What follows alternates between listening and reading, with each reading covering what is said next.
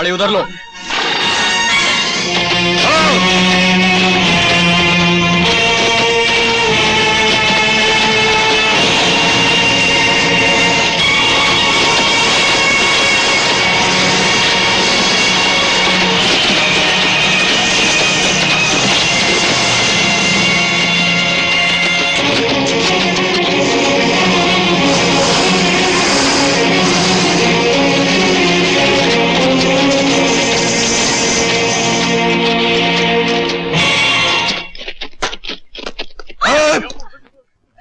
अगर तुम सबको अपनी जान प्यारी है तो चुपचाप अपने जेवर, पैसा और अपना सब सामान हमारे हवाले कर दो। अरे बाप रे, तेरा 20 रुपए मर गए। माल निकालो, लाओ निकालो। क्या सोचता है? माल निकाल। जी मेरे पास इसका आप क्या करेंगे? देखो सिर्फ 20 रुपए है मेरे पास। 20 रुपए लेकर बस में सफर करता है। लूट लिया रे। हमारे पास क्या है? निकाल यार। माल तो बहुत ज्यादा है, सौदा बुरा नहीं है। जय बजरंगबली, जय जय जय। नहीं, ये मेरे सुहाग की निशानी है, भगवान के लिए इसे मत छीनिए। निकाल इसे। शुक्र कर मैं तेरा सुहाग नहीं छीन रहा हूँ। निकाल। ये छोकरा किसका है? छोटे ठाकुर, ये तो शिवरामपुर के बनिए बाबूराम गुप्ता का बेटा है। क्या? वही गुप्ता जी जिन्होंने हमें राशन देने से इनकार कर दिया था? हा? अरे भाई, तब तो बहुत अच्छा हुआ। अब तो गुप्ता जी जिंदगी भर हमें राशन भी देंगे और रुपया भी। ले चला इसे। मैं आपके हाथ जोड़ती हूँ।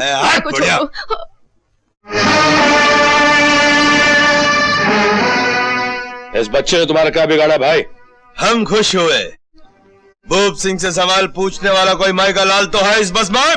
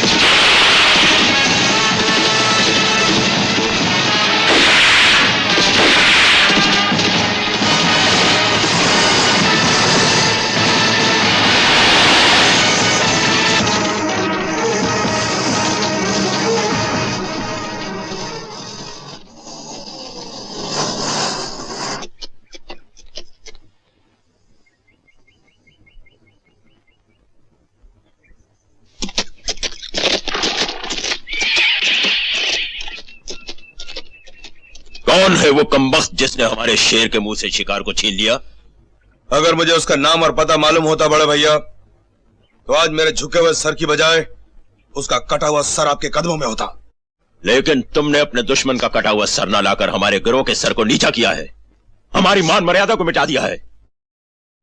तुम्हें इस जुर्म की सजा मिलेगी। हमारे गिरोह के कानून सबके लिए एक जैसे हैं भूप सिंह। याद है जब गजराज सिंह ने ऐसी भूल की थी तो उसे अपने किए की सजा भुगतनी पड़ी थी, और जब महावीरा ने यही गलती की तो उसे भी मैंने माफ नहीं किया था। और तुम्हें मैं सिर्फ इसलिए छोड़ दूं कि तुम मेरे छोटे भाई हो। नहीं भूप सिंह नहीं, अगर मैंने तुम्हें इस जुर्म की सजा नहीं दी तो मेरे गिरोह के लोगों का मुझ पर से विश्वास ही उठ जाएगा। लेकिन बड़े ठाकुर, ये छोटे ठाकुर की पहली भूल है।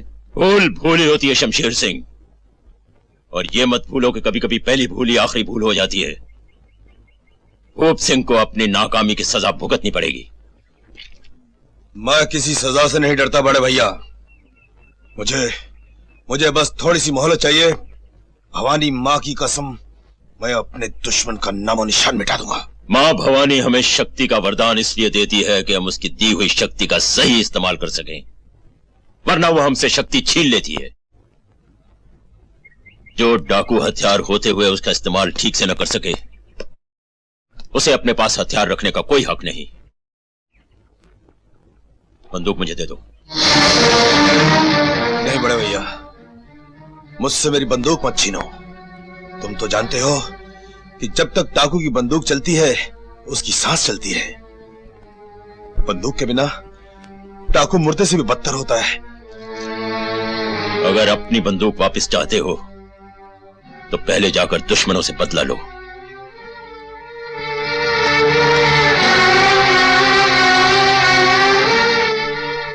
तुमने डाकुओं से दुश्मनी लेकर अच्छा नहीं किया बेटा। अभी कुछ ही दिन पहले डाकुओं ने चंदनगढ़ के ठाकुर विक्रम सिंह और उनकी बड़ी बेटी सुमन को किस बुरी तरह से मारा है। लोगों का कहना है कि शायद उनकी पुरानी दुश्मनी थी। अरे एक मिलिट्री के कर्नल की बीवी और एक बहादुर पुलिस ऑफिसर की मां होकर तुम ऐसी बुजदिली की बातें करती हो। डाकू सिर्फ निहत्थे और बेबस लोगों पर वार करते हैं, लेकिन पुलिस ना तो निहत्थी है और ना ही बेबस। तुम देखना कुछ दिनों के अंदर पुलिस किस तरह से डाकू का नामो निशान तक मिटा डालती इस इलाके से।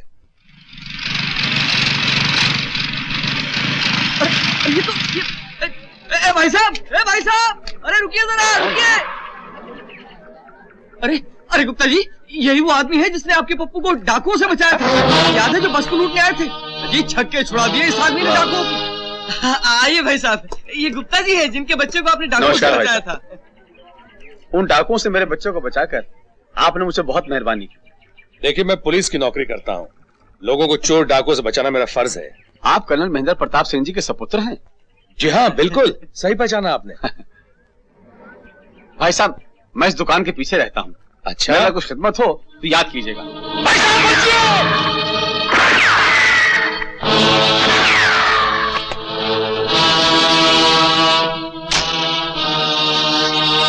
ये तो डाकू है, ये भी उसी बस में था। बास्टर्ड!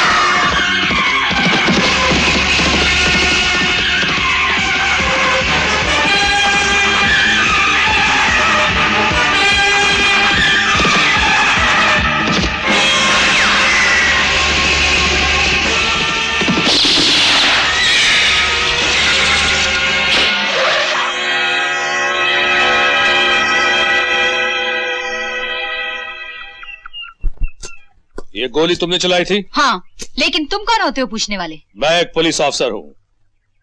तुम्हारी वजह से वो डाकू मेरे हाथ से निकल गया।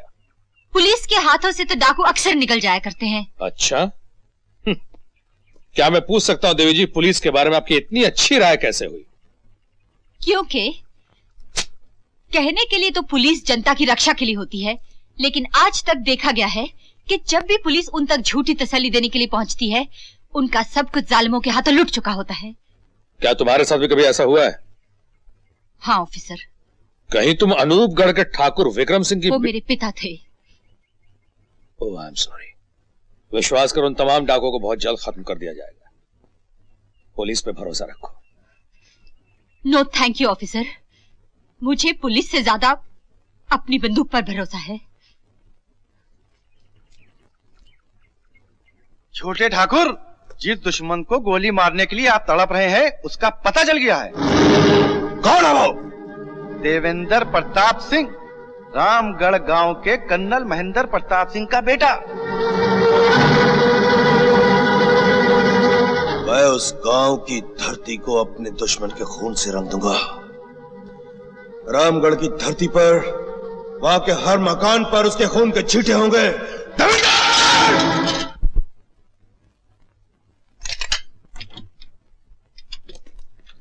क्या बात है? गांव की चौपाल में सब गांव वालों के लाइसेंस चेक करने के लिए दारोगा जी आए हैं और आपको बुलाया है। कमाल है, अभी पिछले महीने वो इंस्पेक्टर वर्मा तो चेक करके गए थे। वर्मा जी का तबादला हो गया, ये शर्मा जी हैं। अरे भाई, वर्मा हो या शर्मा हो, समझ में नहीं आता। जो भी नया इंस्पेक्टर आता है उसे लाइसेंस चेक करने का शौक क्यों चला जाता है। ठीक है, मैं आता हूं अभी।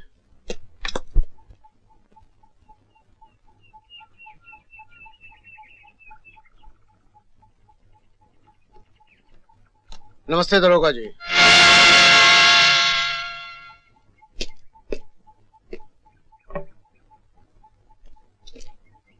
ये लीजिए। तो आप ही कर्नल महेंद्र प्रताप सिंह हैं? जी हाँ। कर्नल साहब, आपका वो बेटा कहाँ है जिसने कुछ ही दिन पहले रोडवेज की एक बस को डाकुओं के पंजे से बचाया था? दरोगा साहब, वो शहर गया है।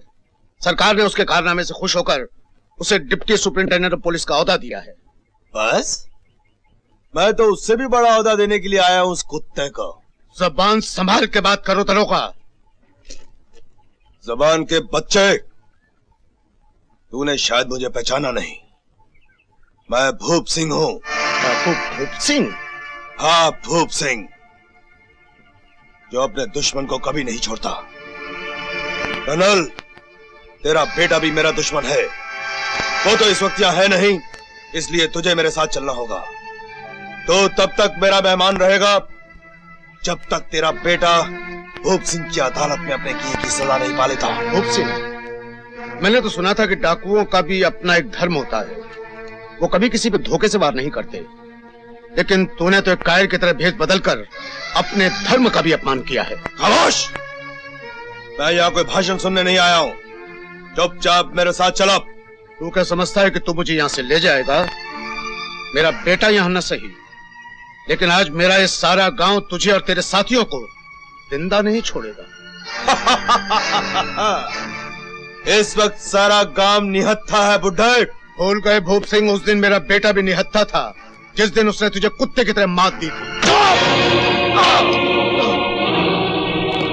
ले चलो इस हरामजादे को। ठाकुर साहब को छोड़ दो भूप सिंह। ठाकुर साहब, उठा लो इस कुत्ते को।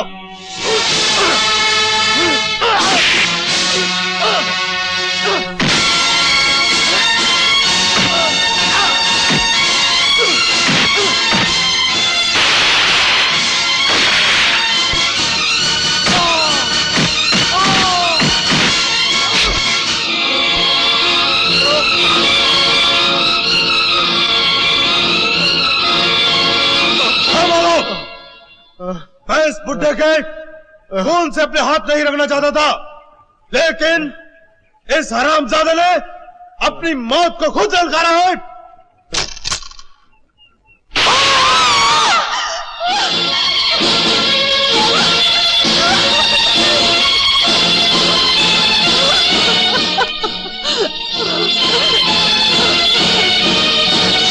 बढ़िया, अपने बेटे से कह देना कि भूप सिंह का बदला भी खत्म नहीं हुआ, उसका भी यही अंजाम होगा। चलो।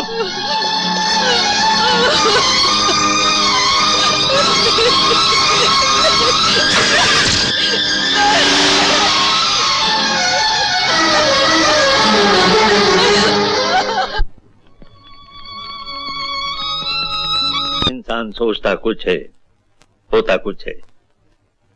आज मैं तुम्हें बस वाले हादसे में डाकुओं के पंजे से बेगुनाह इंसानों की जान बचाने की मुबारकबाद देने आने वाला था, लेकिन अफसोस कर्नल साहब की अचानक और बेवक्त मौत। तसल्ली के 2 लफ्ज भी तो नहीं ला सका जो तुम्हारे दिल का बोझ हल्का हो सके। लेकिन मैं वादा करता हूं कि जिन डाकुओं ने कर्नल साहब की जान ली है, मैं उन्हें। सर, आपसे मेरी एक दरख्वास्त है, अगर हो सके तो मेरा तबादला एंटी डकॉटी यूनिट में करवा दीजिए, ताकि जिन डाकुओं ने मेरे सर से बाप का साया छीना है वह मेरी तरह दूसरों को अनाथ न कर सके।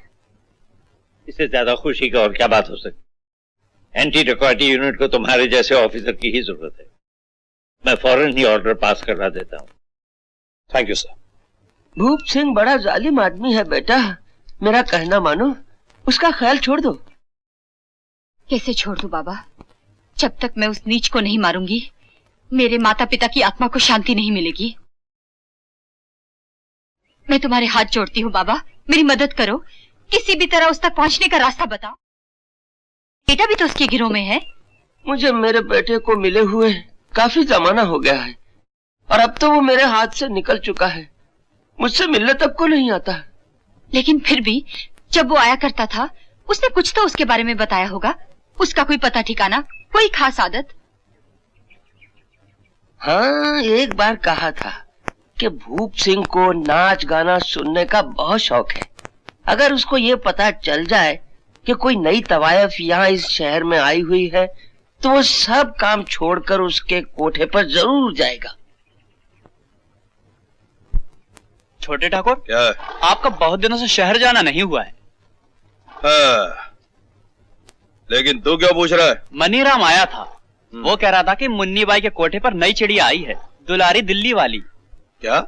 हमें अभी तक खबर नहीं थी? फौरन बुलाओ उसे यहाँ पर। वो यहाँ नहीं आ सकती ठाकुर। क्या नहीं आ सकते? वो कहती है प्यासा कुएं के पास जाता है, कुआं प्यासे के पास नहीं। हाय, वो सारी तबाही भी क्या हुई जो अदा न दिखाए। ठीक है दुलारी भाई, हम तुम्हारे पास आएंगे। कौन है तुम? भूप सिंह, तूने इतने खून किए हैं कि शायद तुझे याद भी नहीं होगा कि तूने एक मासूम लड़की की डोली उठने से पहले उसे अर्थी में बदल डाला था। सिंह की बेटी? हाँ, ठाकुर विक्रम सिंह, आज मैं तुझे छोड़ूंगी नहीं।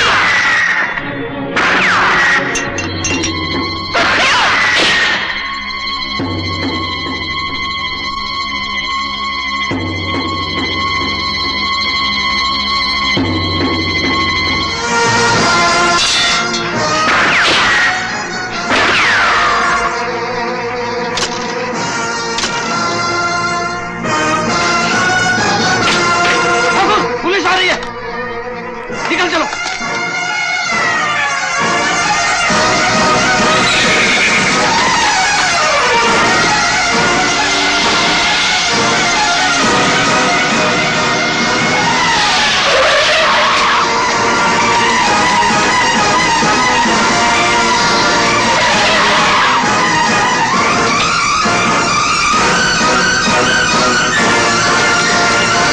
क्या हुआ? भूप सिंह भाग गया। आ गया? हाँ, चलो। तुम?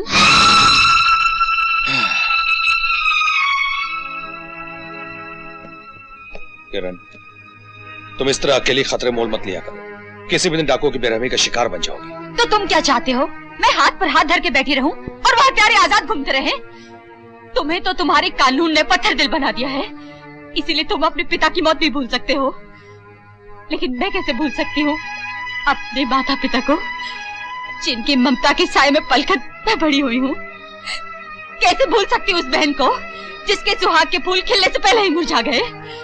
कैसे भूल सकती हूँ कि इस हवेली में कभी मेरा भी हंसता खेलता संसार था? मैं तुम्हारे दुख को समझता हूँ किरण, लेकिन इतने बड़े गिरोह का तुम अकेली मुकाबला नहीं कर सकती।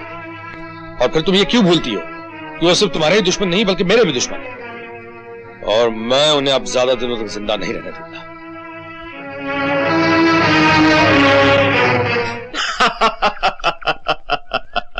अच्छा, तो कल का छोकरा अब हमें पकड़ने निकला है? भूप सिंह, लगता है कि मां भवानी तुम पर खुश हो गई है। कल तक जिस दुश्मन की तुम्हें तलाश थी, वही दुश्मन अब तुम्हारी तलाश में जंगलों में भटकता हुआ तुम्हें मिल जाएगा। मैं समझा नहीं। अरे मैं उसी डिप्टी की बात कर रहा हूं जो तुम्हारे पंजे से बस छुड़ा कर ले गया था। अपने बाप की मौत का बदला लेने के लिए वो पूरी फोर्स लेकर हमारे पीछे आ पहुंचा है।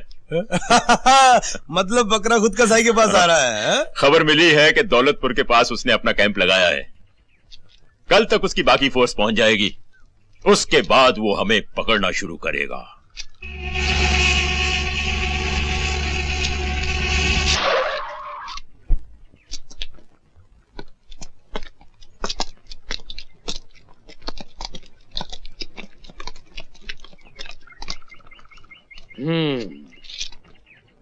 ये इस इलाके का नक्शा है।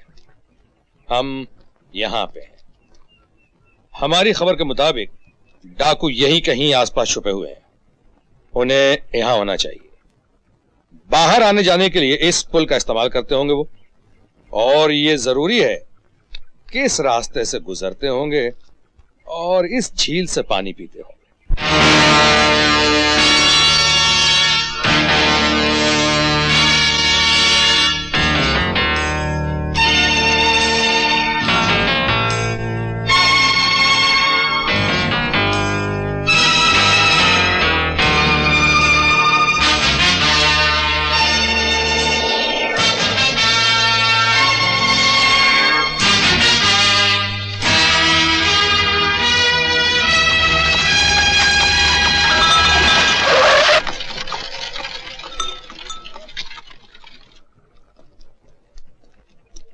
क्या इन गाड़ियों में? कुछ नहीं साहब, अनाज है। चलो तलाश लो गाड़ियों की। Okay sir. कहां लेके जा रहे हो? पास वाले गांव में। सर सर ये देखिए, इन गाड़ियों में बंदूकें भरी पड़ी हैं। कहां से ये बंदूकें ला रहे हो? मालूम नहीं साहब। किसके लिए ले जा रहे हो ये बंदूकें? कुछ पता नहीं सर। बताने तो जान से मार दूं। बोल। बताता हूँ। वो नाग सिंह है ना, नाग सिंह। कहां है नाग सिंह?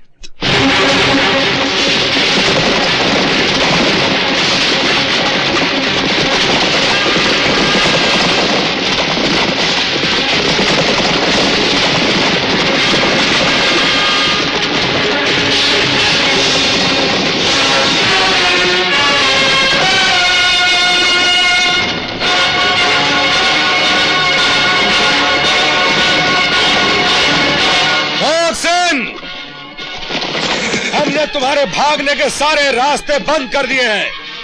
अगर जीना चाहते हो तो अपनी बंदूकें फेंक दो और अपने आप को पुलिस के हवाले कर दो।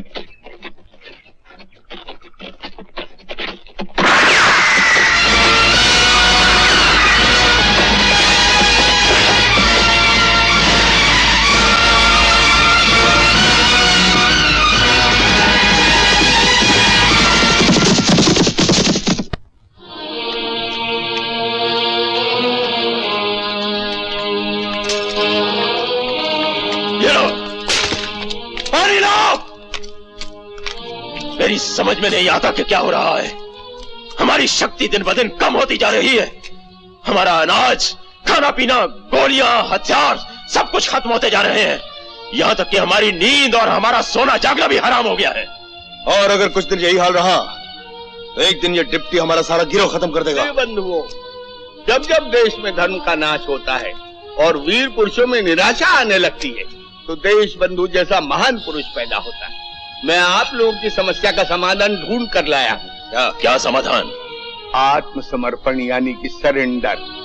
देश बंधु, हमारा दिमाग तो खराब नहीं हो गया है? सरेंडर का मतलब समझते हो?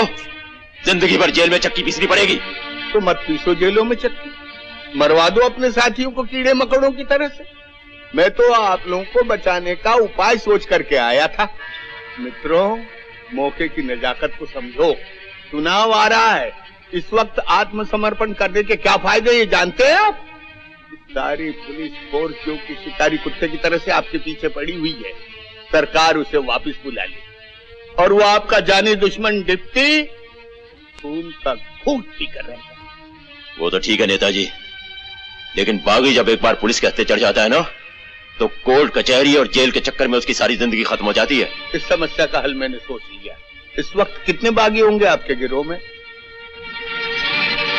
तो 40 बचे होंगे। 40 में से सिर्फ अभी 20 बागी आत्मसमर्पण करें। और बाकी 20 का क्या होगा? तब हमारे आत्मसमर्पण करने वाले 20 बागियों पर अदालत में मुकदमा चलेगा, तो बाकी के आजाद 20 बागी गवाहों को डराने और धमकाने का काम करेंगे। इस तरह से कोई भी गवाह अदालत में जाकर के हमारे बागियों की शिनाख्त नहीं कर सकेगा और हमारे सारे बागी बेकसूर छूट जाएंगे। जब सारे बागी छूट जाएंगे तो बाकी के बच्चे वो बागियों का फिर आत्मसमर्पण करवा देंगे।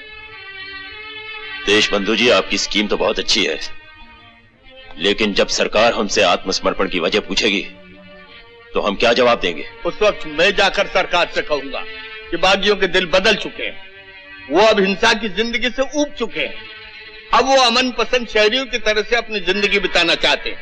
देशबंधु, क्या सरकार तुम्हारी बातों पर विश्वास कर लेगी? तो नहीं करेगी।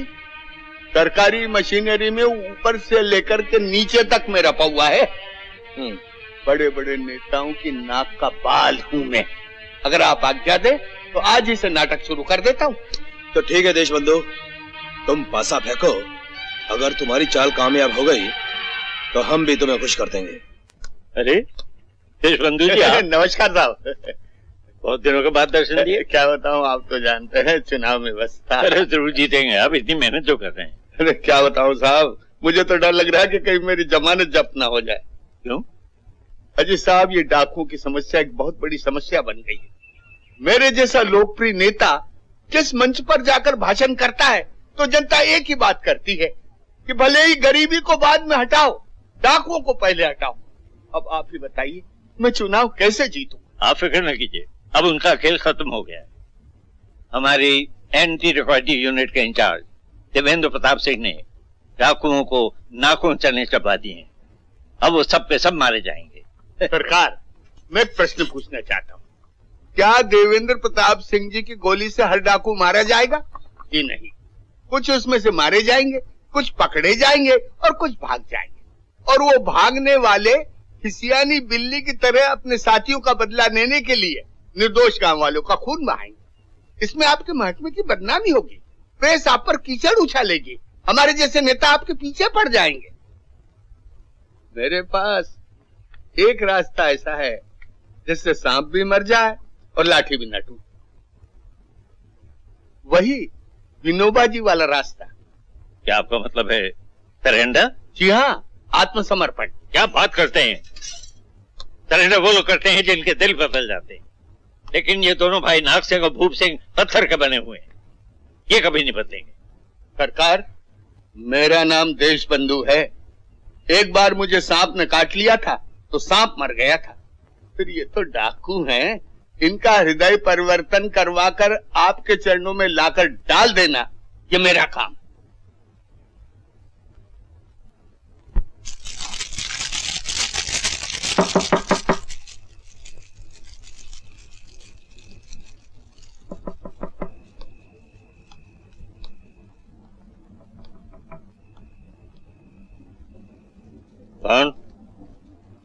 कौन है? मैं हूं सरकार, Deshbandhu.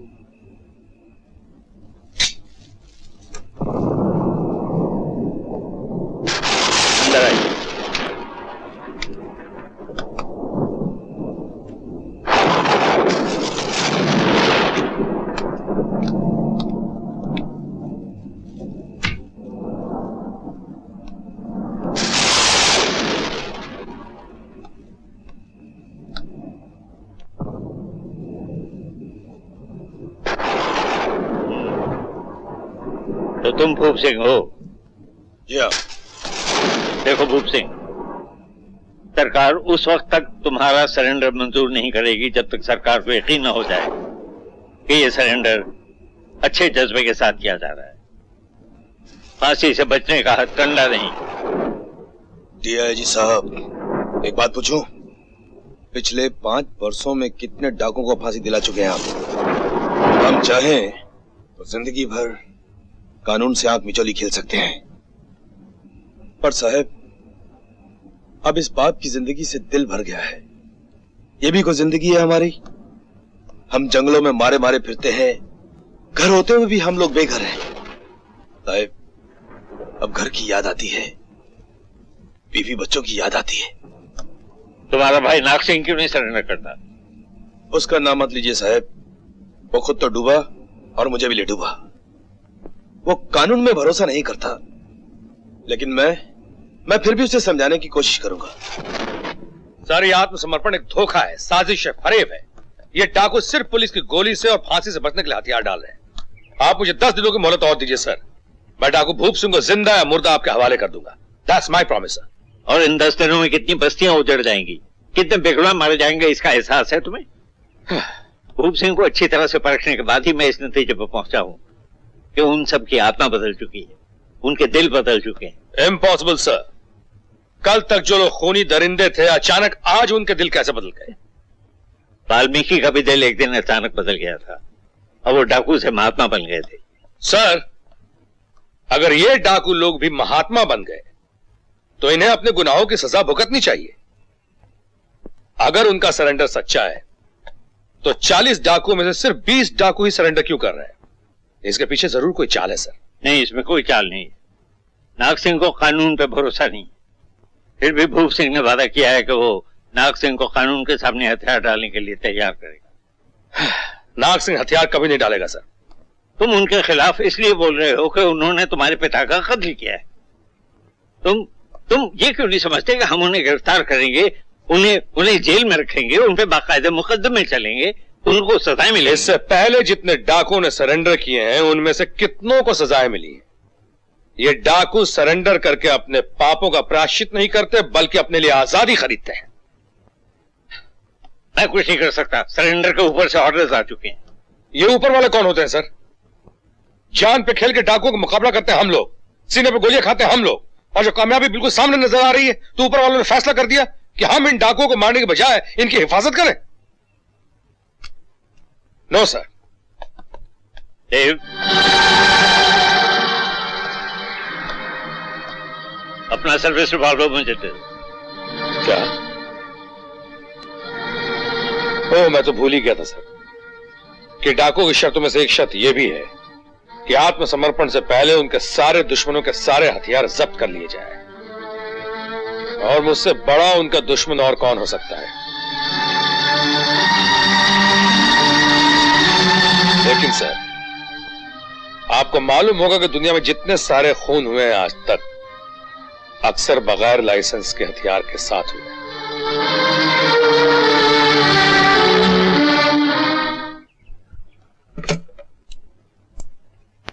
एसपी's office please. On Tiwari, देखो, जब तक भूप सिंह और उसके साथियों के सरेंडर की कार्रवाई पूरी नहीं हो जाती, डीएसपी देवेंद्र प्रताप सिंह को उसके घर में नजरबंद रखा जाए। That's all। किरण, ये आज का अखबार देखा तुमने? मैं जानता हूं तुम क्या कहना चाहती हो। ये जानते हुए भी तुम हाथ पे हाथ धरे बैठे हो। किरण, मैं तुम्हारे जज्बात को अच्छी तरह समझता हूं, लेकिन तुम ये मत भूलो कि जिस आग में तुम जल रही हो उसी आग में मैं भी जल रहा हूं। ये कैसी आग है तुम्हारे सीने में जिसमें आज तक ना कोई चिंगारी पैदा हुई है, ना कोई शोला भड़का?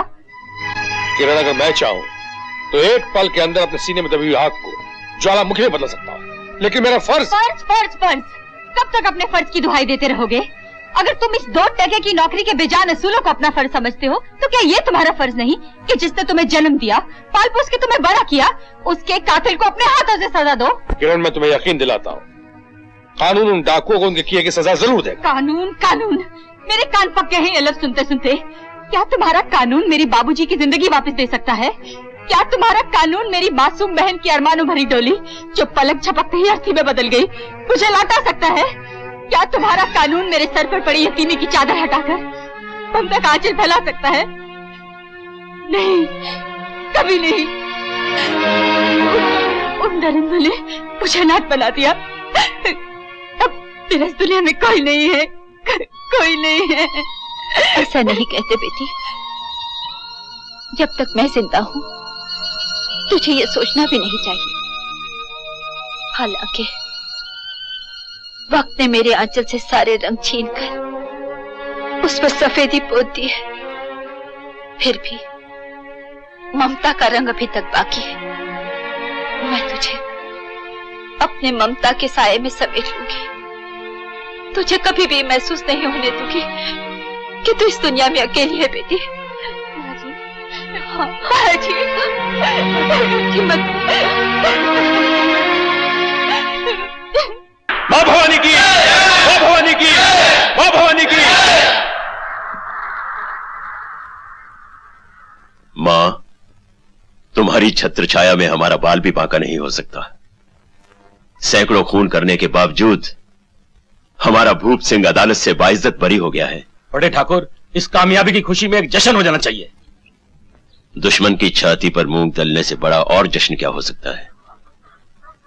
भूप सिंह का जुलूस हमारे दुश्मन के गांव की हर गली से गुजरना चाहिए, ताकि लोगों को पता चल जाए कि नाग सिंह से टकराने का मतलब है चट्टानों से सर टकराना। ठाकुर भूप सिंह की, ठाकुर भूप सिंह की, ठाकुर भूप सिंह की, ठाकुर भूप सिंह की, ठाकुर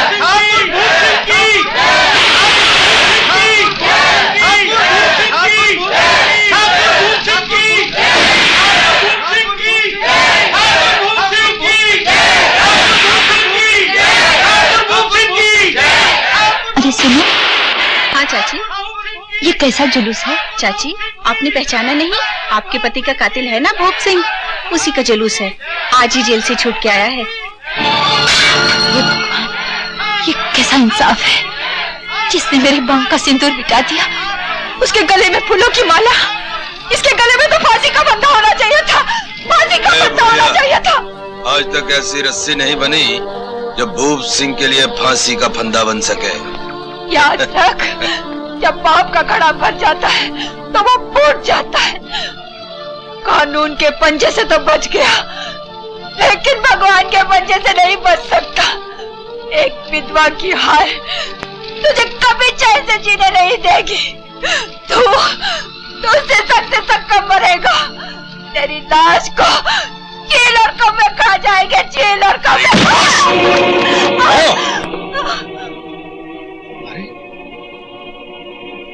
अगर मेरे पैरों में फर्ज की बेड़ियां नहीं पड़ी होती तो मैं इसी वक्त तेरे जीत की जुलूस को अर्थी के जुलूस में बदल देता, लेकिन मैं तुझे तेरे इस घिनौनी हरकत का सिला दिए बगैर जाने नहीं दूंगा। जिस लात से ठोकर मार कर तूने मेरी देवी समान मां का अपमान किया है, उस लात को आज मैं तेरे बदन से ही अलग कर दूंगा।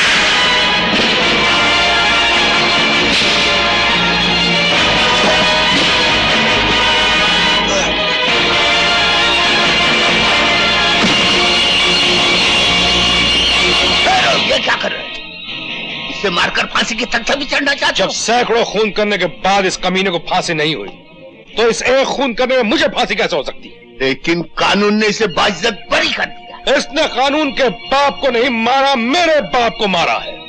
इसने कानून की मां की बेइज्जती नहीं की है, मेरी मां की बेइज्जती की है। मैं इसे जिंदा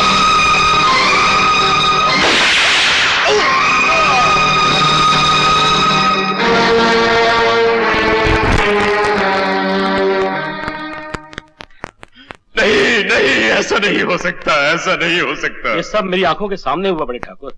उस डिप्टी के बच्चे ने छोटे ठाकुर के सीने में गोली मार दी।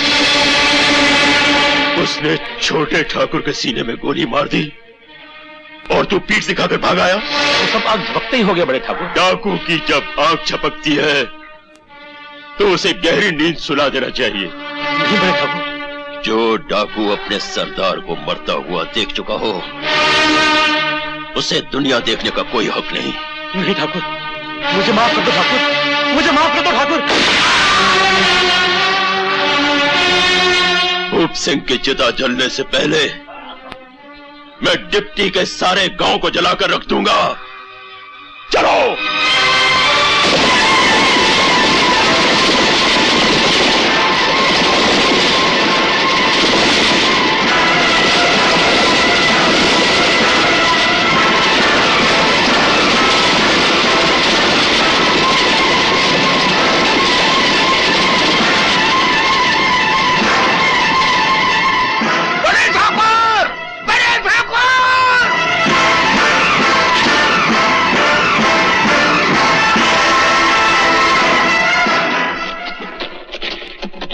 बड़े ठाकुर, मैं कब से आपको ढूंढ रहा हूँ। कहाँ जा रहे हैं आप?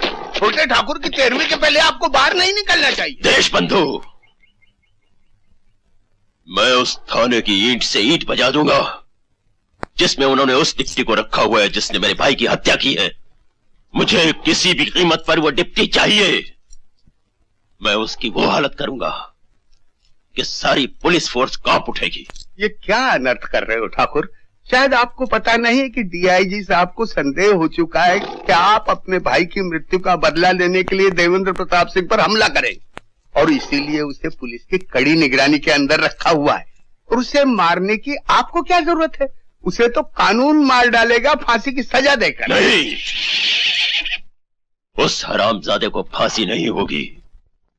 उसने मेरे भाई को मारा है, मैं उसे खुद अपने हाथों से मारूंगा। ठाकुर, इस तरह आवेश में आने से आपके सारे साथी मारे जाएंगे। मौके की नजाकत को समझो, मामले को ठंडा होने दो, उसके बाद मैं खुद आकर के आपको उसके पास ले जाऊंगा। नीति यही कहती।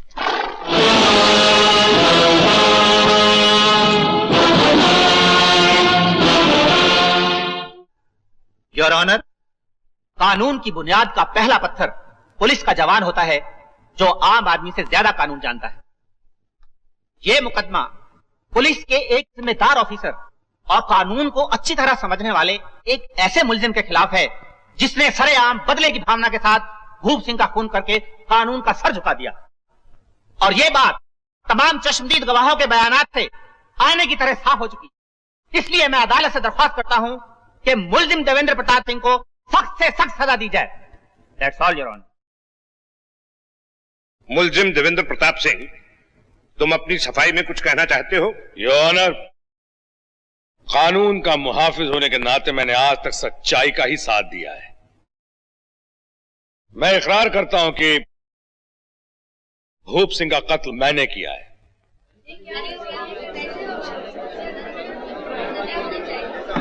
लेकिन सरकारी वकील का यह इल्जाम सरासर गलत है कि मैंने भूप सिंह को किसी बदले की भावना से मारा है। अगर मुझे भूप सिंह को किसी बदले की भावना से मारना होता, मैं उसी दिन भूप सिंह को दुनिया के किसी भी कोने से ढूंढ निकालता और मार डालता जिस दिन उसने मेरे पिता का खून किया। लेकिन ऐसा मैंने नहीं किया योर। मैंने एक बेटे का फर्ज नहीं निभाया, मैंने एक पुलिस ऑफिसर का फर्ज निभाया। फिर जब भूप सिंह को इसी अदालत ने मेरे पिता के खून से बरी कर दिया तो भी मैंने एक पुलिस ऑफिसर का फर्ज निभाया और खून का घूंट पी के रह गया। लेकिन जब भूप सिंह ने भरे बाजार में मेरी मां की बेइज्जती कर डाली, मेरी मां पर हाथ उठाया, तो मैं बर्दाश्त नहीं कर सका। मैं बर्दाश्त नहीं कर सका, उस कमीने का खून कर दिया। योर ऑनर, पहली बार मैंने सिर्फ एक पुलिस अफसर का फर्ज नहीं बल्कि एक बेटे का फर्ज भी निभाया। अफसोस अगर है तो सिर्फ इस बात का, योर ऑनर, कि भूप सिंह ने जितनी हत्याएं की थी मैं उसे उतनी बार मार नहीं सका। योर ऑनर, मैंने एक ऐसे खतरनाक डाकू को मारा है जिसने आत्मसमर्पण का नाटक करके पुलिस, कानून, अदालत और समाज को धोखा दिया है। अगर आज वो जिंदा रहता तो समाज के सीने में एक बोझ बना रहता। मैंने कोई शरीफ आदमी को नहीं मारा है, किसी साधु सन्यासी को नहीं मारा है, बल्कि एक डाकू को मारा है, एक खूनी कातिल दरिंदे को मारा है। Objection your honour. खान को अदालत बाइज्जत बरी कर चुकी है, उसे खूनी दरिंदा या कातिल कहना अदालत की तौहीन है। मुलजिम खुद एक खतरनाक कातिल है जो अपने जुर्म का इकरार कर चुका है। इसलिए मैं अदालत से एक बार फिर दरख्वास्त करता हूं कि मुलजिम को सजा मौत दी जाए। मैं मौत से नहीं डरता वकील साहब, लेकिन मैं इस अदालत को याद दिलाना चाहूंगा कि एक दिन जब मैंने डाकू जोरावर सिंह का खून किया था तो मुझे बहादुरी के ढेर सारे इनाम मिले थे, मेरा सीना मेडल से सजा दिया गया था। और अब जब मैंने डाकू भूप सिंह को मारा है तो आप वकील साहब मुझे मौत की सजा दिलवाना चाहते? यह कैसा इंसाफ है वकील साहब, यह कैसा इंसाफ है योर ऑनर कि एक डाकू को मारने इनाम और दूसरे डाकू को मारने में मौत की सजा, जब इसी अदालत ने डाकू भूप सिंह को 100 खून करने के बावजूद भी बरी कर दिया तो मुझे उसी डाकू भूप सिंह का एक खून करने पे मौत की सजा यानी फांसी की सजा कैसे दे सकती है? योर ऑनर, अगर मुझे सजाए मौत दी गई तो यह सजा मुझे नहीं बल्कि इंसाफ को होगी और लोगों का कानून पर विश्वास हमेशा हमेशा के लिए उठ जाएगा।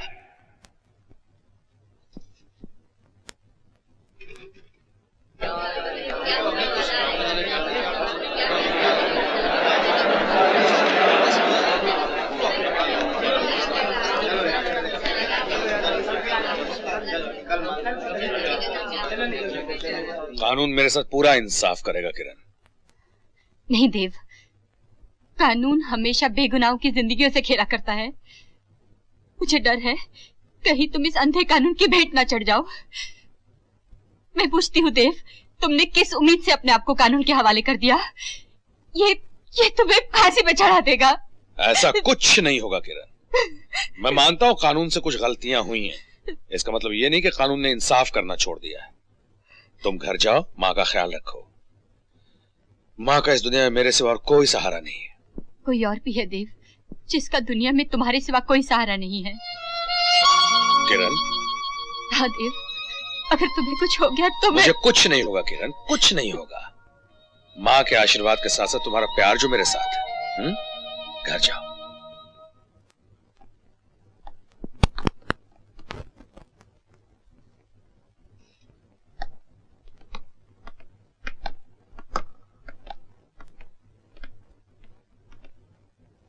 पुलिस की रिपोर्ट, चश्मदीद गवाहों के बयानात, सरकारी वकील की बहस और मुलजिम का इकरार जुर्म, इन सब की रोशनी में यह अदालत इस नतीजे पर पहुंची है कि मुलजिम देवेंद्र प्रताप सिंह ने एक सोचे समझे प्लान के तहत एक संगीन जुर्म किया है। और चूंकि मुलजिम ने एक जिम्मेदार पुलिस ऑफिसर होते हुए कानून के दामन पर एक बदनुमा दाग लगाया है, इसलिए मुलजिम दूसरे मुलजिमों के मुकाबले में ज्यादा सख्त सजा का मुस्तहक है। मगर अदालत को अफसोस है कि क्योंकि फांसी से बड़ी कोई दूसरी सजा मुमकिन नहीं है, लिहाजा मुलजिम देवेंद्र प्रताप सिंह को ताजीरात हिंद दफा 302 के तहत यह अदालत फांसी की सजा देती।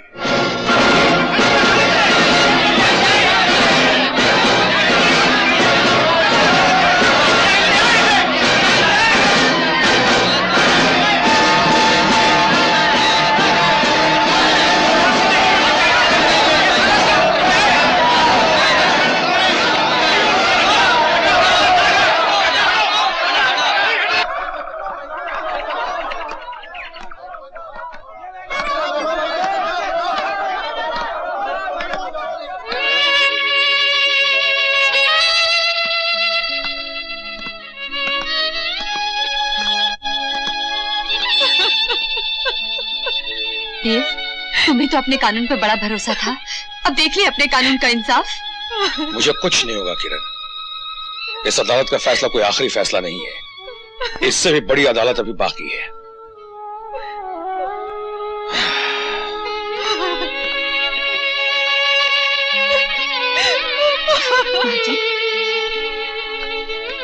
जानते हो भैया, ये क्या हो गया? कानून के रखवाले को कानून ने फांसी दे दी। अब लगता है गांव में गरीबों को डाकुओं के जुल्म से बचाने वाला कोई नहीं रहा। ऐसा कुछ नहीं होगा राम बाबू, धीरज रखो।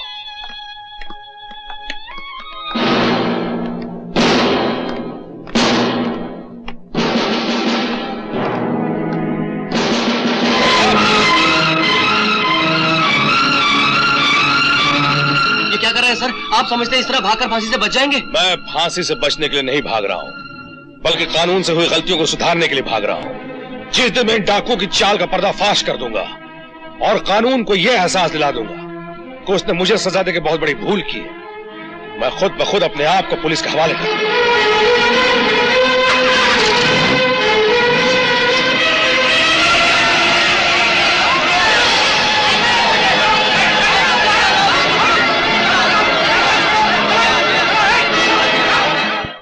डिप्टी जेल से फरार हो गया। शेरा, डिप्टी के फरार हो जाने की खबर सुनाकर तूने हमारे कलेजे को ठंडक पहुंचाई है। अब मैं उस हरामखोर को खुद अपने हाथों से मारूंगा ताकि मेरे भाई की आत्मा को शांति मिले। जाओ, जाकर उसे जिंदा पकड़कर मेरे सामने लाओ। बड़े अफसोस की बात है, इतना अच्छा पुलिस ऑफिसर आज चोर डाकुओं की तरह अपने ही डिपार्टमेंट से छुपा छुपा फिर रहा है। आज 3 महीने हो गए, उसका कोई पता नहीं। उसकी वजह से सारे डिपार्टमेंट की बदनामी हो रही। कानून की रक्षा करने वाले ही अगर कानून तोड़ने लगे तो लोगों का विश्वास पुलिस डिपार्टमेंट से हमेशा के लिए उठ जाएगा। किसी तरह से आप लोग उसे तलाश करने की कोशिश करें, शायद मैं उसे फिर से सही रास्ते पर लाने की कोशिश कर सकूं।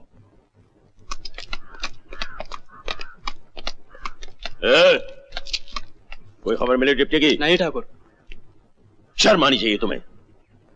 3 महीने हो गए, अभी तक पता नहीं लगा पाए। आखिर गायब कहां हो गया वो? उसे जमीन खा गई या आसमान निकल गया? हो सकता ठाकुर वो मर गया हो। नहीं बड़े ठाकुर, अगर वो मर गया होता तो कम से कम उसकी लाश तो मिलती। देशबंधु, तुम पता लगाओ वो कहां छिपा बैठा है, किसने उसे आसरा दे रखा है, उसकी मदद कौन कर रहा है।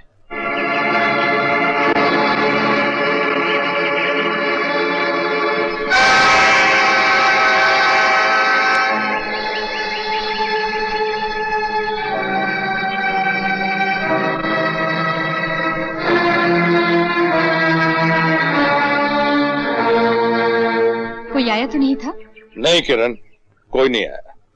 एक बात बताओ, तुमने इतनी सुरक्षित जगह ढूंढी कैसे? दादाजी ने बनवाई थी। जब भी शिकार के लिए आते थे यहीं ठहरते थे।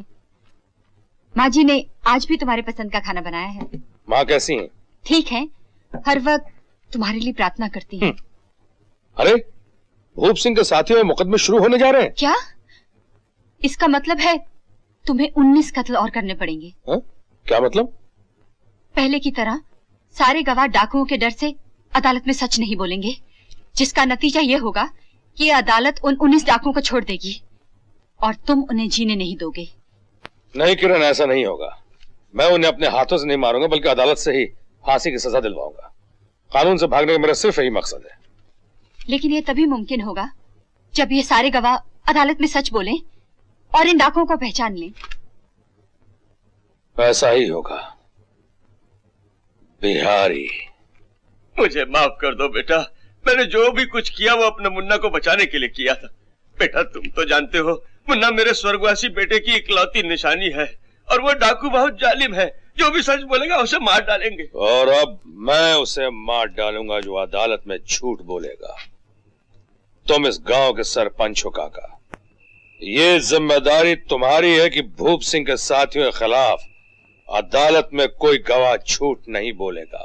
बेटा सब गवाह बाल बच्चेदार हैं, कोई भी डाकुओं से दुश्मनी मोल लेना नहीं चाहेगा। और अब वो मेरी दुश्मनी मोल लेना नहीं चाहेंगे। अगर किसी भी गवाह ने अदालत में झूठ बोला तो गांव में वापस वो नहीं, उसकी लाश आएगी काका। और जो गवाह अदालत में सच बोलेगा, मैं उसकी और उसके बाल बच्चों की जिंदगी भर की हिफाजत की जिम्मेदारी लेता हूं। किसी डाकू ने अगर गांव वाले की तरफ आंख भी उठाई तो मैं उस डाकू की आंखें निकाल लूंगा। बेटे, अगर ये बात है तो मैं सबको संभाल लूंगा। एक एक गवाह को अदालत में लाकर सच बुलवाना अब मेरा काम है।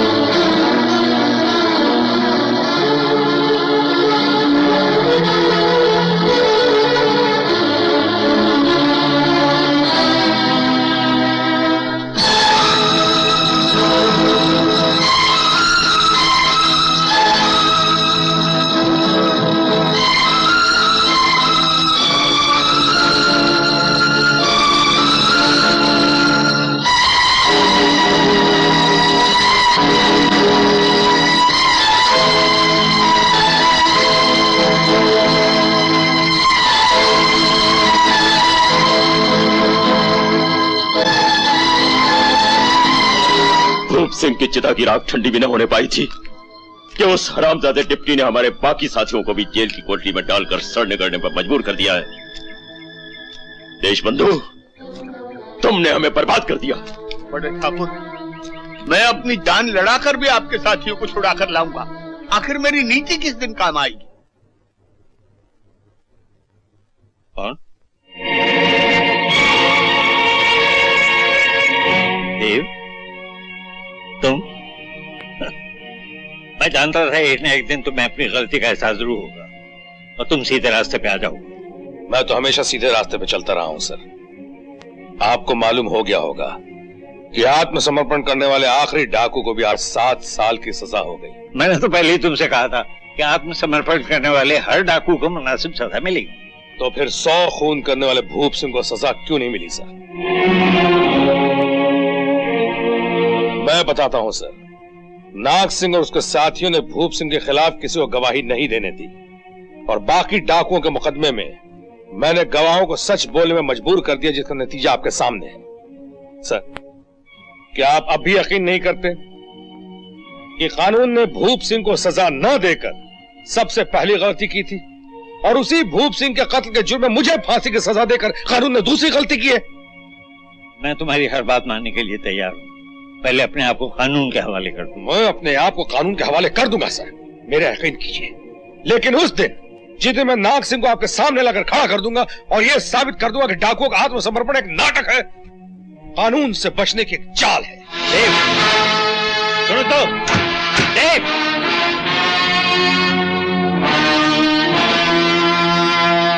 देवा देवा देवा, मैं आपसे कितनी बार कह चुकी हूँ कि मैं देवा के बारे में कुछ नहीं जानती।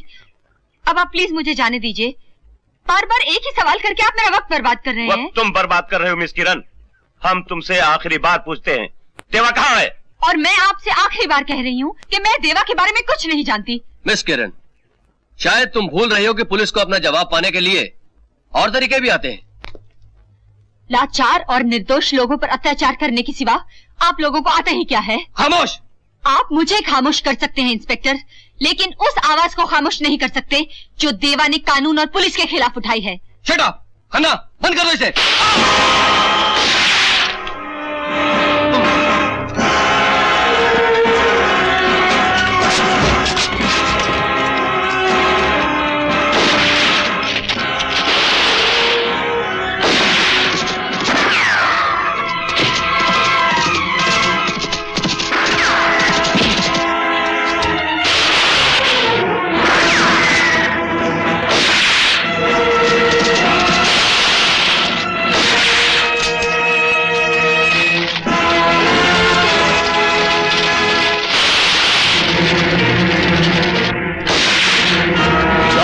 किरण को उठा लो। जी ठाकुर।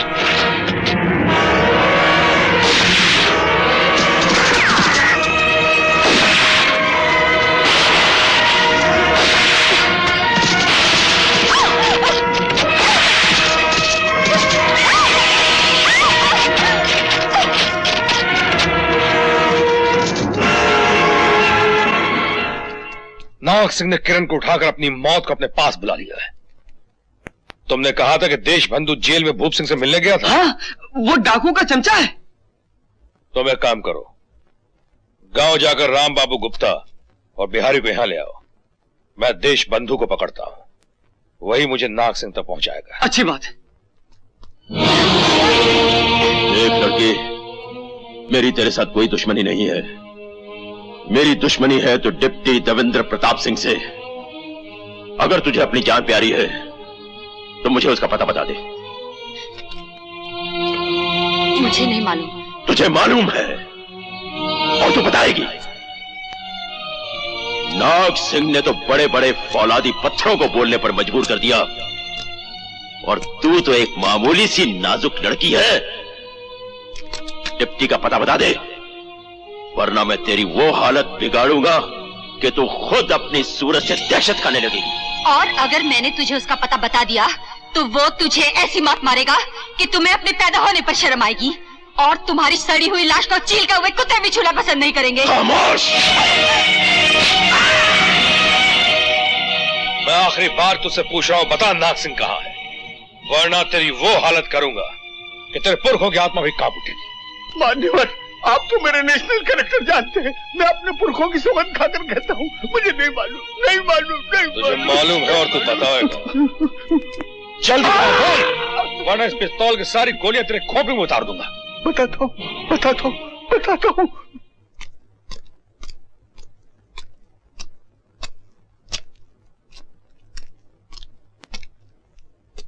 कुछ बताया इसने? नहीं ठाकुर, ये तो बेहोश हो गई। इसे उठाकर सलाखों के पीछे बंद कर दो, और होश आने पर फिर से वही सिलसिला जारी रखो। इसे उस वक्त तक जिंदा रखो जब तक ये डिप्टी का पता नहीं बता दे, समझे? जी ठाकुर।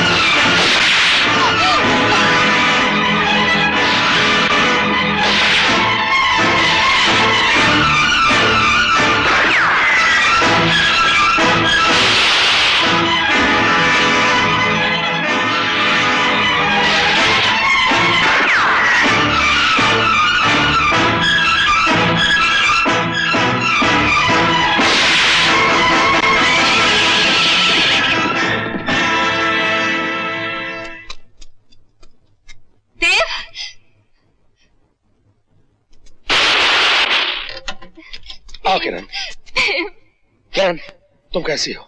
मैं तो ठीक हूँ, लेकिन उस पेटी में लूट का माल पड़ा है। हा? काका, सारा माल उठा लो। ठीक है।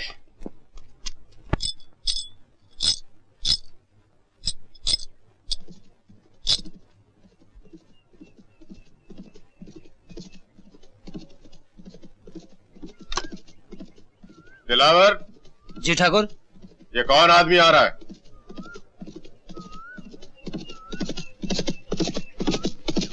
अरे ये तो ठाकुर नाग सिंह है।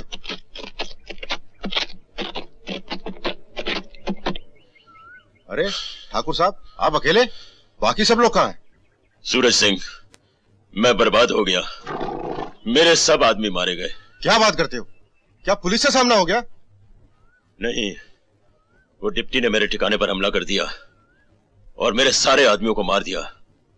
मेरी बरसों की जमा की हुई पूंजी भी लूट कर ले गया। ये वही डिप्टी है ना जिसने छोटे ठाकुर को मारा था? मैंने तो सुना है कि वो खुद पुलिस से भागा हुआ है। हाँ सूरज सिंह, मेरे पास अब कुछ नहीं बचा। मुझे इस जिल्लत की जिंदगी से बचा लो, मुझे गोली मार दो।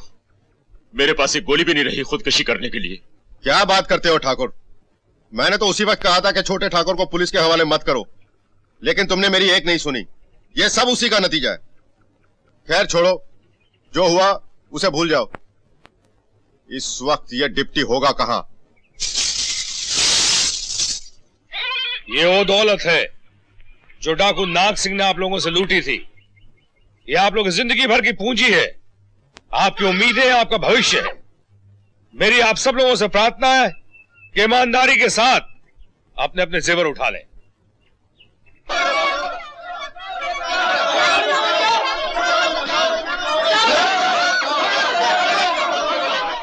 मेरी बेटी के जेवर मिल गए, मेरी बेटी के जेवर मिल गए, मेरी बेटी के जेवर मिल गए।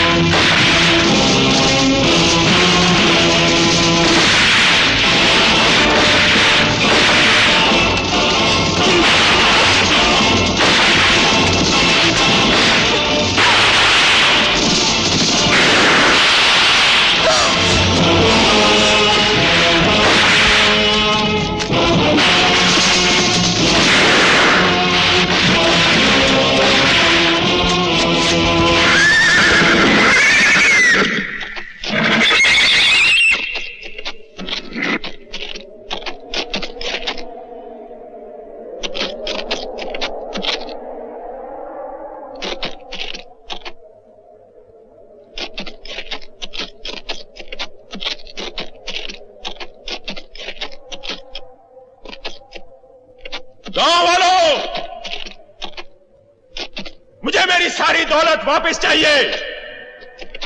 भलाई इसी में है कि अपने अपने घरों से बाहर निकल कर आओ और मुझे मेरी दौलत वापस कर दो, वरना मैं सारे गांव को जलाकर शमशान बना दूंगा।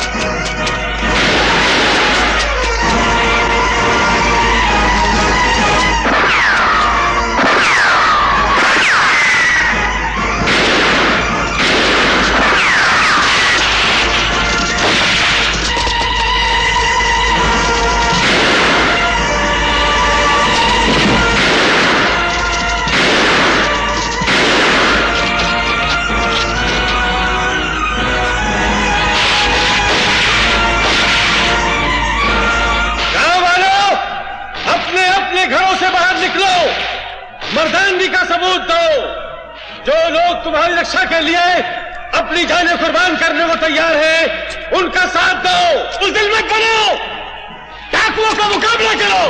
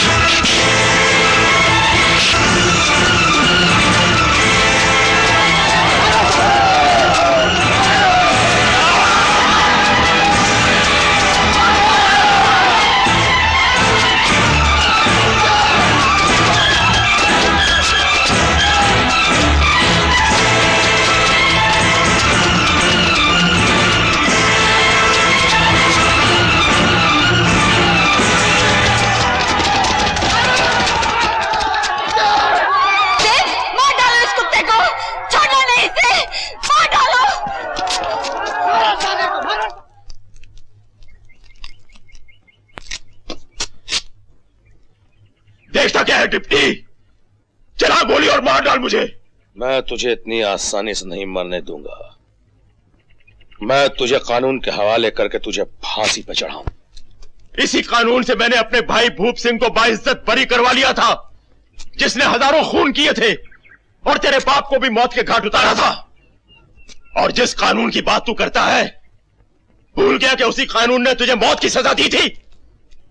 अगर तू फांसी चढ़ गया होता तो मैं भी आत्मसमर्पण का नाटक करके अपने साथियों के साथ छूट गया होता और फिर अपने भाई का बदला लेने के लिए उसी चौराहे पर तेरी मां को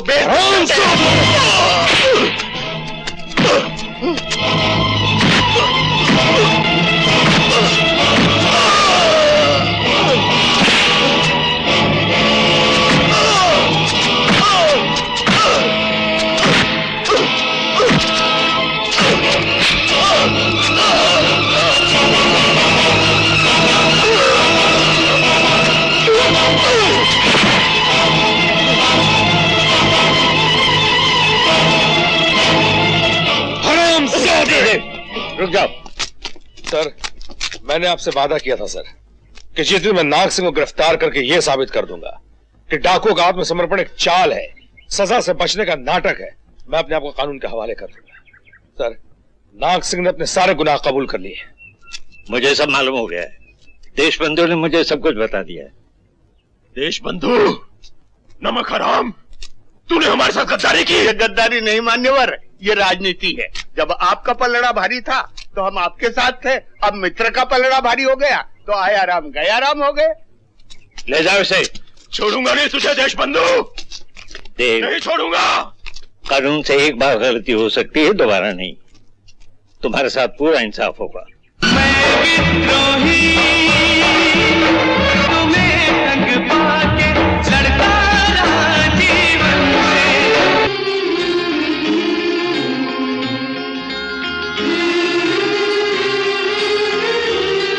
वो झूठ था, ये सच है।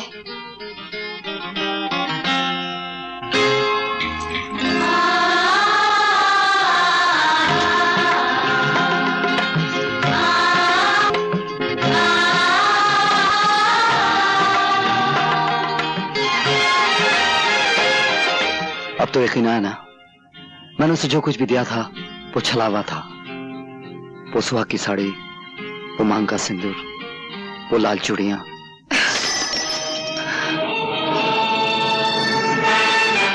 ये लो अपनी लाल चूड़ियां और पहना दो उस छिनाल को जिसे तुम अपने गले लगा रहे हो।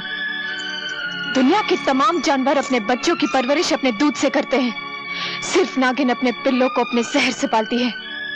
और फिर मैं तो वो नागिन हूँ जिसने सदियों से और नस्लों से सिर्फ जहर ही पिया है। मैं तुम्हें फिर मिलूंगी और जब मिलूंगी तो वो सारा जहर एक साथ तुम्हारे मुंह पर उलट दूंगी।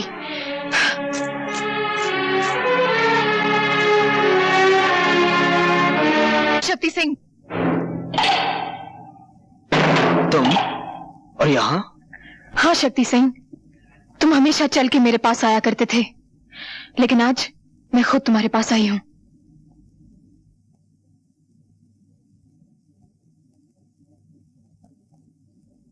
प्यासा पहले कुएं के पास आया करता था, आज कुआं चल के प्यासे के पास आया है। मेरी प्यास तो सिर्फ तुमसे शादी करने से है, तुम्हें अपना बनाने से है, तुम्हारी मांग में सिंदूर भरने से है। मिलन ऐसा होगा हमारा जैसे सारंगी और तबले का होता है।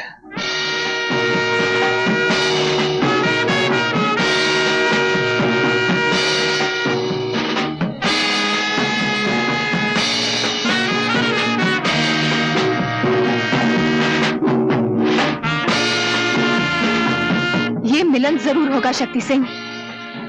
मैं अपना हुस्न, अपनी जवानी, जो कुछ भी मेरे पास है, सब कुछ तुम्हारे कदमों में रख दूंगी। लेकिन इससे पहले तुम्हें मेरे लिए एक छोटा सा काम करना होगा। तुम काम बोलो मुनीबाई, तुम्हारे मुंह से जो बात निकलेगी पूरी की जाएगी। मैं चाहती हूँ एक बार, सिर्फ एक बार रवि को मेरे सामने खड़ा कर दो। उसके हाथ और उसके पांव पर इख्तियार तुम्हारे होंगे, लेकिन इसके जान पर हक सिर्फ मेरा होगा, सिर्फ मेरा। समझ लो मुनीबाई, तुम्हें तुम्हारा हक मिल गया।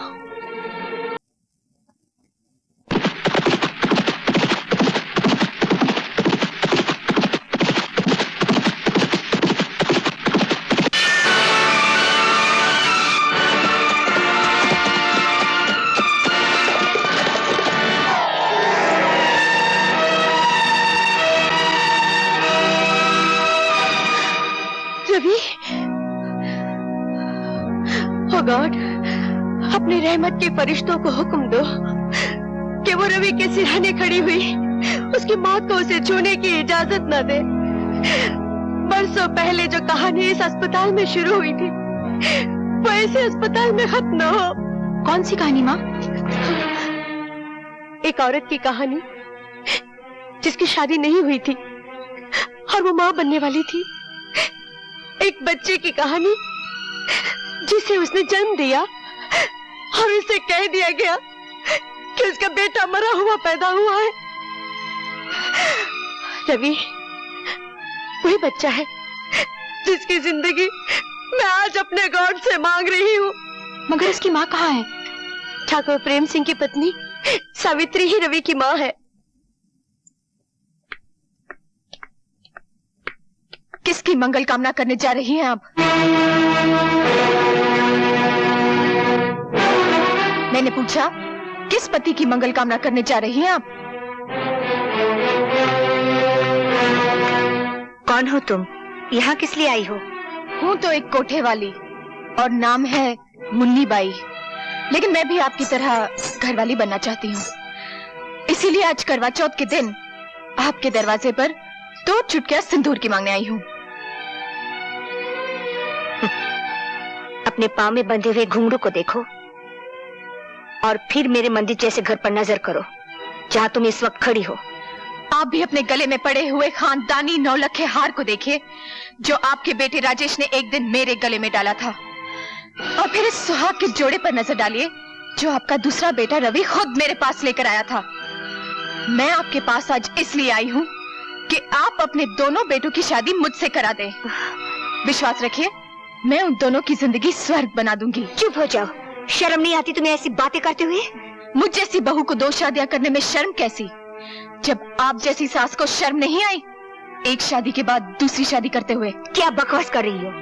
थोड़ा सा दिमाग पर जोर डालिए और याद कीजिए, एक विजय नाम का शूरवीर आपकी जिंदगी में आया था। ये झूठ है। तुमने और विजय ने चुपचाप शादी कर ली थी, क्या ये भी झूठ है? तुम्हारी एक औलाद भी हुई थी, क्या ये भी झूठ है? जिसे डॉक्टर और तुम्हारे बाप ने मरा हुआ करार दिया था, क्या ये भी झूठ है? क्या चाहिए तुम्हें? सबसे पहले मुझे ये खानदानी नौलखा हार चाहिए जो अब भी आपके गले की शोभा बना हुआ है, और फिर वो तमाम जेवर चाहिए जो आपने अपने आने वाली बहुओं के लिए तिजोरी में बंद कर रखे हैं। खबरदार मुन्नी भाई, अगर इस हार को हाथ लगाने की कोशिश की तो तुम्हारे हाथ काट दूंगा। जिनके घर शीशे के होते हैं वो दूसरों के घरों पर पत्थर नहीं फेंकते ठाकुर साहब। अगर हाथ काटने ही है तो अपनी बीवी के काटिए, जिसने आपकी नाक कटा रखी है, जिसने आपको धोखा दिया है। निकल जाओ यहां से।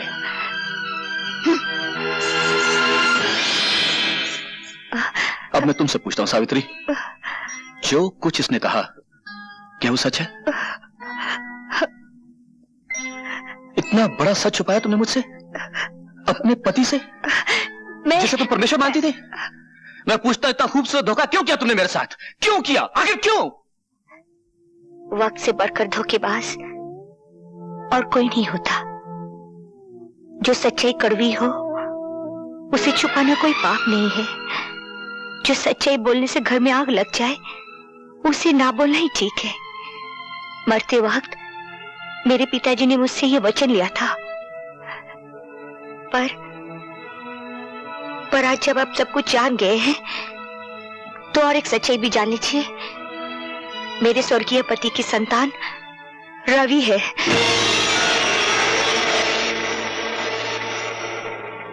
पर मैं आपके चरणों की सौगंध खाकर कहती हूँ, ये जानती हुई कि रवि मेरा बेटा है, मैंने उसे आज तक बेटा कहकर पुकारा नहीं।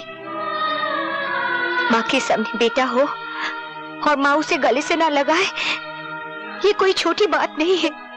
बड़े बड़े कारनामे हैं तुम्हारे, छोटा काम तो तुमने कभी किया ही नहीं ना।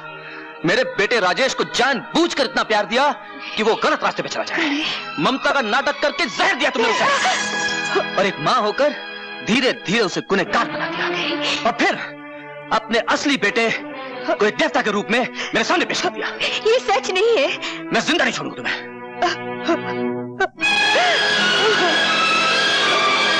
बाबूजी,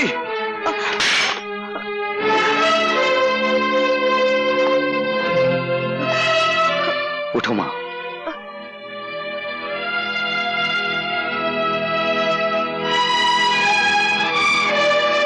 भगवान की निगाहों के सामने कोई गिरा हुआ नहीं होता।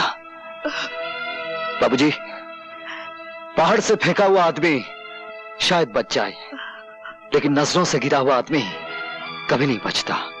और आज आप मेरी नजरों से गिर गए। रवि, मैं इतना ऊंचा नहीं सुनता कि गिरे हुए आदमी की बात ना सुन सकूं। मेरी मां कितनी महान है, आपकी मर्यादा रखने के लिए इसने कितना बड़ा त्याग किया है। कोई मां अपने बच्चे से दूर नहीं रह सकती, लेकिन मेरी मां ने वो करके दिखाया है कि सारी नारी जाति को गर्व होना चाहिए।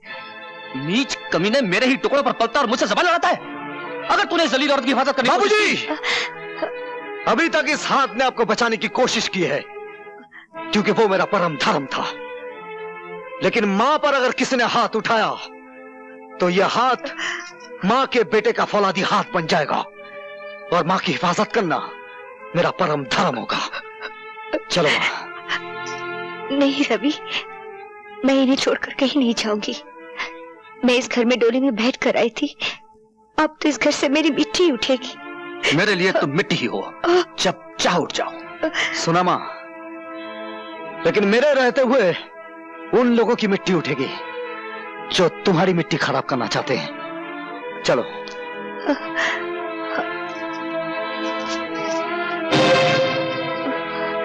क्षमा और दया का दान तुम्हें इन दरवाजों से नहीं मिलेगा मां। इस खानदान की तो यह रस्म है कि जख्मों पर मरहम ना लगाया जाए, पहले उन पर नफरत चलाया जाए, बाद में नमक छिड़का जाए। आओ आओ।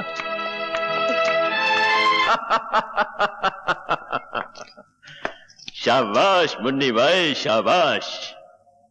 बरसों के बाद आज वो दिन आ गया है बेटे, जिसका हमें इंतजार था। लोहे की वो दीवार चकनाचूर हो गई है जो आज तक प्रेम सिंह को मुझसे बचाती रही।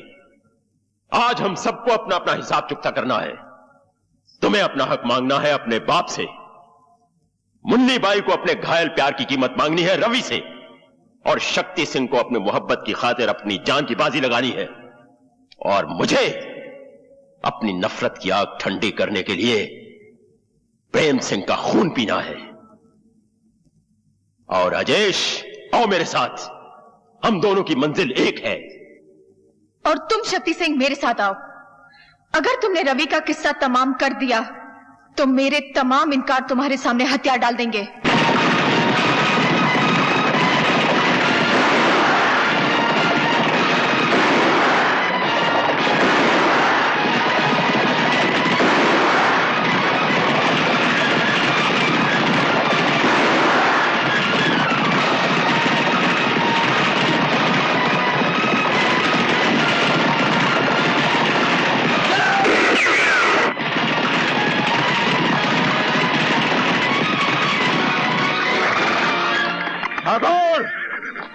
बाहर निकल और सामना कर अपनी मौत का, जिसने तुझे बरसों ढूंढा है और आज तेरे दरवाजे पर आ पहुंची है।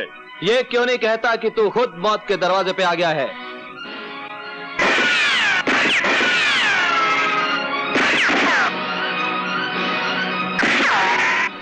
राजेश, हवेली के अंदर से सिर्फ एक बंदूक आग उगल रही है। तुम हवेली के चप्पे चप्पे से वाकिफ हो, हवेली का खुफिया रास्ता बताओ। रवि, आज फिर किसी जगह जुल्म की आंधी उठी होगी, किसी सुहागन का सिंदूर खतरे में पड़ गया होगा। बेटा, तू जल्दी जा, जल्दी जा।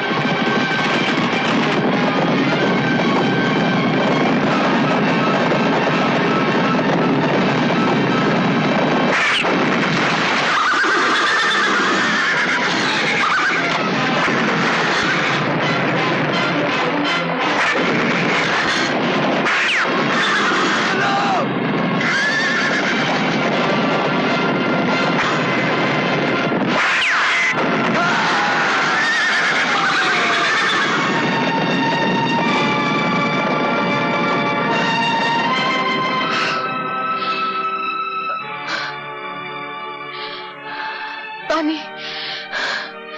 पानी, पानी।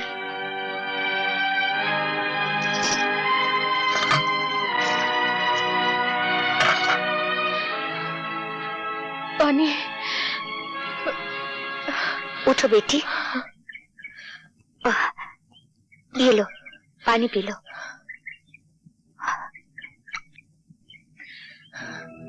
आपने मुझे बेटी कहा? और क्या कहती बेटी? लोगों ने मुझे सैकड़ों नामों से पुकारा है। किसी ने वैश्या कहा, रंडी कहा और कोठे वाली कहा है, लेकिन आज तक इतने प्यार से किसी ने मुझे बेटी नहीं कहा। बेटी, लोगों ने हमें ये सब नाम दिए हैं और इन लोगों ने हमें पत्नी भी कहा, बीवी भी बनाया, बहन भी बनाया।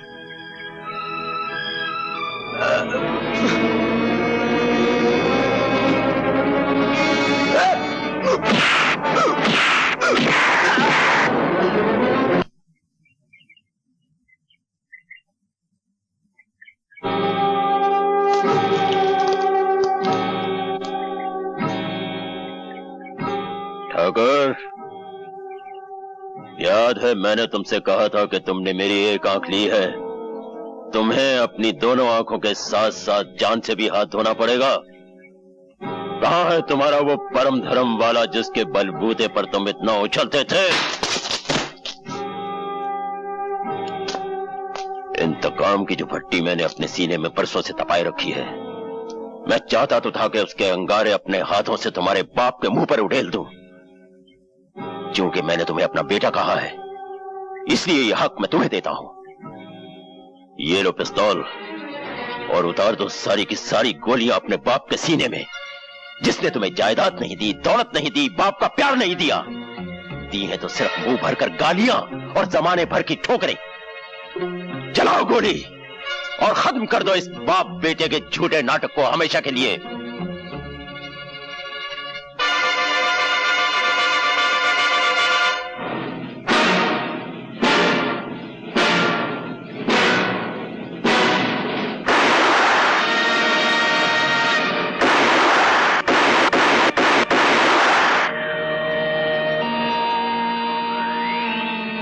तुम्हारे हाथ क्यों कांप गए? सांस क्यों उखड़ गई? हाँ? ओह, समझा। शायद वो बुज़दिली तुम में वापस आ गई है जो तुम्हें अपने बाप से खून में मिली थी। जा जाकर बैठ जा अपनी बाप की गोद में। राजेश, राजेश।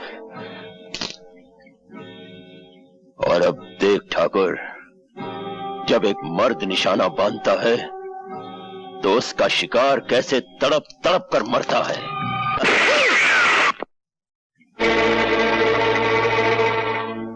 एक आंख के अंधे, अपने दोनों कानों से सुन। यह तेरी तीसरी और आखिरी गलती है। अब की बार मैं तुझे माफ नहीं करूंगा। अपने कुत्तों से कह दे अपने बंदूकें फेंक दे, वरना एक गोली तेरे सीने में उतार दूंगा। बंदूकें फेंक दो।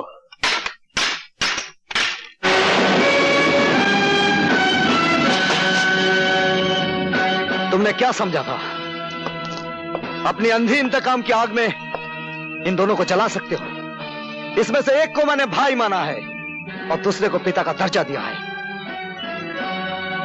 अबे वो 2 नंबर के बेटे, तू ये कैसे भूल गया कि इसने तेरी मां को धक्के मारकर घर से बाहर निकाला था और इसी ने कहा था कि तू इसका नहीं, किसी राहगीर का तोहफा है। मैं एक बहादुर बाप की यादगार हूं जिसने अपनी जान दे दी सुहागनों को बचाते हुए। ये मेरे पिता ना से ही, लेकिन मेरे मां के सुहाग हैं और उनके सुहाग को बचाना मेरा परम धर्म है।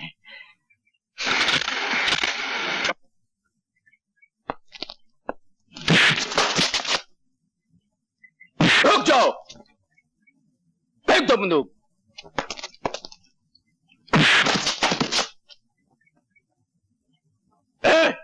बांध दो इन हरामखोरों को।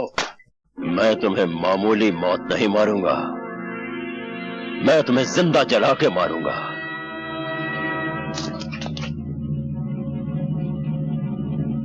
मशाल तैयार करो। ठहरो शमशेरा, ये मेरा शिकार है। जिस तरह इसने मेरे दिल को जलाया है, उसी तरह आज मैं इसे जला दूंगी। शाबाश मुन्नी भाई।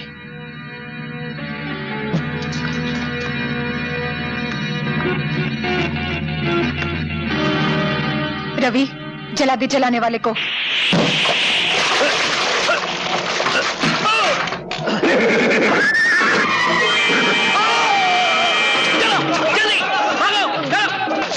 राजीव बाबू अब यहाँ क्या खड़े? वहाँ पता है? ओह, लेकिन आपको बांधा किसने? अरे शमशेरा ना, और किसने? शमशेरा, पूरा बता गया तेरा।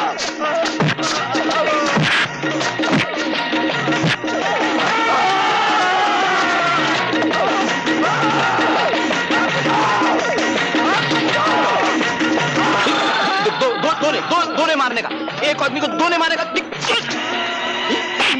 मेरे को मारेगा? नहीं, तेरे को साथ में लेके जाऊंगा। साथ में लेके जाएगा तेरी। अबे छोड़। ए डकुआ, औरत पे हाथ उठाता है? अरे हिम्मत है तो मुझसे लड़। ये अरे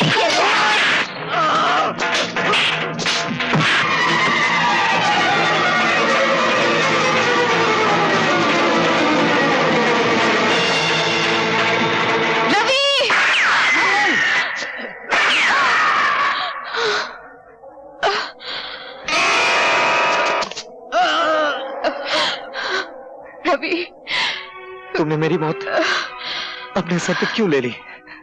रवि, मैं तुम्हें अपना दूल्हा तो नहीं बना सकी, सोचा कि तुम्हारी मौत को ही अपने गले लगा लो।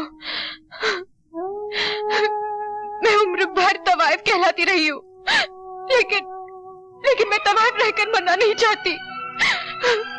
अगर हो सके तो मुझे अपनी सुहागन बना दो रवि।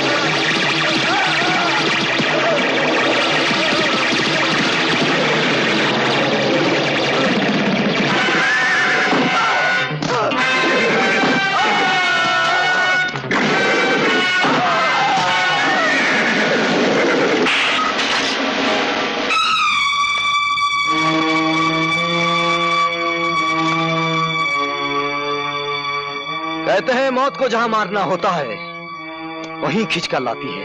ये भगवान और ये फरिश्ता गवाह है कि ये वही जगह है।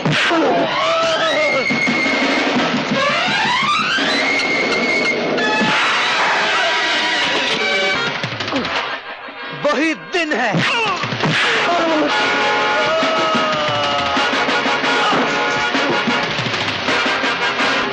विजय, विजय, नहीं विजय, विजय। मरते वक्त हर गुनाह की तस्वीर सामने आ जाती है। मेरे पिता के कातिल, गौर से देख, तेरी मौत का नाम विजय नहीं रवि है। फर्क सिर्फ इतना है कि मेरे पिता की आत्मा मुझ में समा गई है तेरा नाश करने के लिए।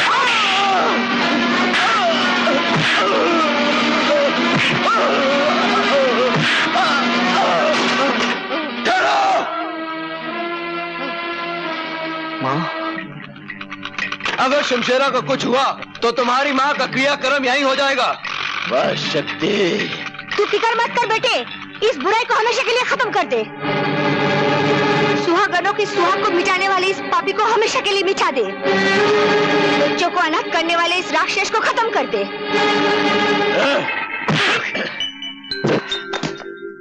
तूने ठीक ही कहा था हरामी की औलाद, ये वही जगह है, वही वक्त है और वही माहौल।